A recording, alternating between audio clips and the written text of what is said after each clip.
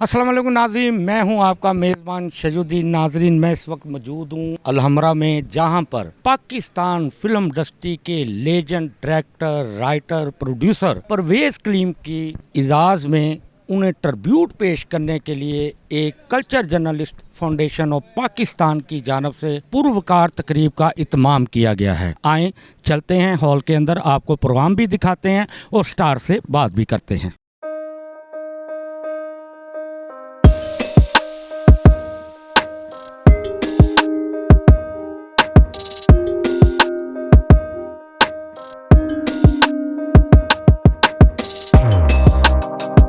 बावन साल खिदमत है जी परवेज़ कलीम की, आपके साथी हैं, राइटर, डायरेक्टर, जी। प्रोड्यूसर भी रहे हैं, काफ़ी फिल्में भी उन्होंने डायरेक्ट प्रोड्यूस की हैं। क्या कहेंगी आप उनके बारे में? बहुत अच्छे इंसान हैं, बहुत अच्छे राइटर हैं, बहुत अच्छे डायरेक्टर हैं, बहुत अच्छे प्रोड्यूसर हैं। और आज जो ये फंक्शन हुआ है आप लोगों की तरफ से, ये डिज़र्व करते थे उसके लिए। ये बताएं कि आपके वो साथी रहे हैं, इश्क की कफ़ियत से कितना गुजरते थे सेट पे? नहीं, मैंने अपने काम से इश्क करते थे, औरत की तरफ तो मैंने कभी भी नहीं देखा और मेरे होते हुए तो हो भी नहीं सकता था। थैंक यू जी। हमारे साथ मौजूद हैं लॉलीवुड के लेजेंड राइटर मोहम्मद कमाल पाशा। इनसे भी पूछते हैं जी, आज culture journalist foundation of Pakistan ने आपके साथी दोस्त परवेज़ कलीम की 52 साला फ़नी खिदमात पर एक पुरवकार तकरीब का इत्माम किया है अलहमरा में, तो कैसा महसूस कर रहे हैं, क्या कहेंगे उनके बारे में?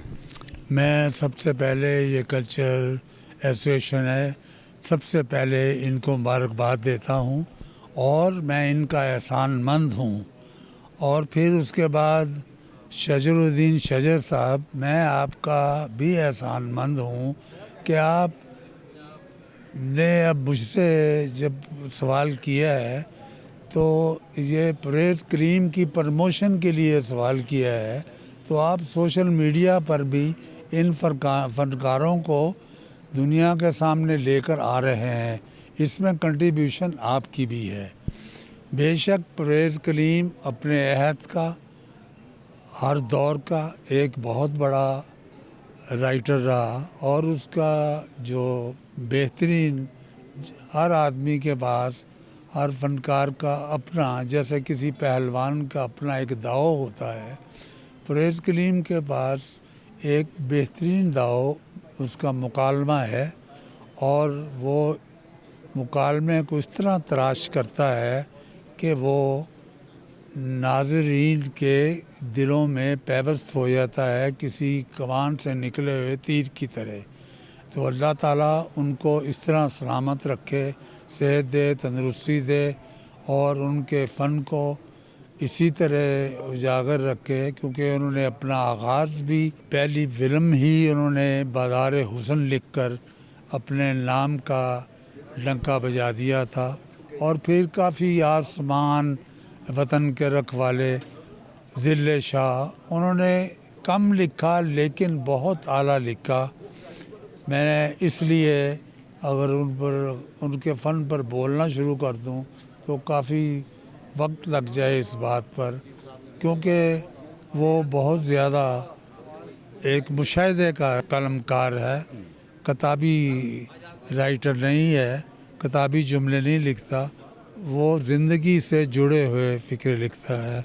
अल्लाह उनको सलामत रखे। आप भी बाकमाल राइटर हैं, सैकड़ों पंजाबी फिल्में लिखी, सुपर से सुपर हिट हुई, तो क्या वजह है कि हमारे यहाँ पे जिन्होंने पंजाबी फिल्म को जन्म दिया पाकिस्तान ने, हमारी पंजाबी फिल्म जो है वो ख़त्म होती जा रही है, जबकि हमसाया ममालिक जैसे कि इंडिया ले लें, उसने हमसे सीखा पंजाबी फिल्म बनाना, तो उनकी फिल्म सुपर हिट हो रही है। क्या वजह है कि हमारे प्रोड्यूसर उठ गए हैं, क्या ऐसा हुआ?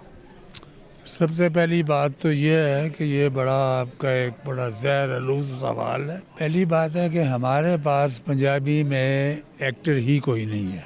सुल्तान राय के मरने के बाद, सुल्तान राय के मरने के बाद कुछ अरसा शान साहब जैसे, मेरी पिक्चर्स तकरीबन लाइन में इश्तिहारी गुजर, हमायूं गुजर, बब्बू खां, भोला सुनियारा, देसां दा राजा, सुआ जोड़ा, एक पूरी कंटिन्यू लाइन है फिल्म्स की। लेकिन आप हैरान होंगे उन पिक्चर्स ने 5-5, 10-10 करोड़ का बिजनेस किया आज से 30 वर्ष पहले। लेकिन मैं उन फिल्मों को देखकर खुश नहीं हूँ। मैंने लगता है कि मैंने अपने आप पर जुल्म किया है।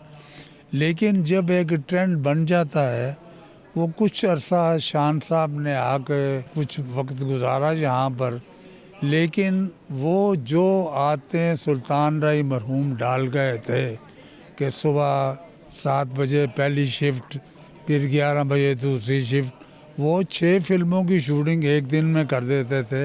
लेकिन शान साहब को कोई ब्लेम नहीं है, उनका अपना एक स्टाइल था, वो आराम से शाम को आते थे। हमारा प्रोड्यूसर चाहता था कि उसकी फ़िल्म 15 दिन में बन जाए, तो 15 दिन में तो शान साहब के साथ जितनी फिल्में बाद में बनी हैं, 5-6 सीन होते थे। फिर प्रोड्यूसर को जल्दी होती थी कि आज मेरी शूटिंग मुकम्मल कर ले।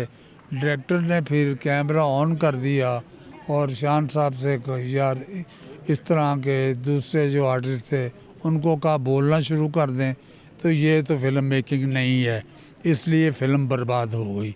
इसका आपका मतलब है कि शान जो है उसका बड़ा हाथ है हमारी पंजाबी फिल्म को बर्बाद करने में। 100% कहता हूँ, शान साहब ने इस film industry, Punjabi film industry को बर्बाद किया।